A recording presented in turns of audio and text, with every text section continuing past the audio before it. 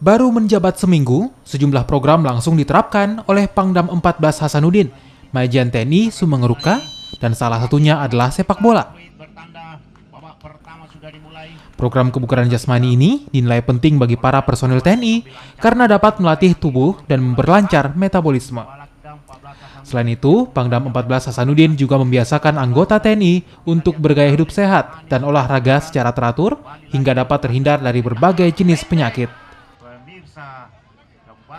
Para personel juga dituntut agar selalu siap dan bugar jika sewaktu-waktu ditugaskan ke medan perang. Pangdam sangat cantik, jepret. Dan olahraga kita setiap hari Jumat kan, setiap hari Jumat. Nah, kan dalam satu bulan itu kan 4 minggu dah. Siap. Ya, minggu pertama, minggu kedua, minggu ketiga, dan minggu keempat. Nah, kita akan buat seperti ini. Jadi minggu pertama kita olahraga sepak bola atau tenis. Minggu kedua kita bersepedaan untuk komunikasi kita dengan masyarakat. Minggu ketiga kita juga olahraga umum lagi. Nah, minggu keempat kita bebas.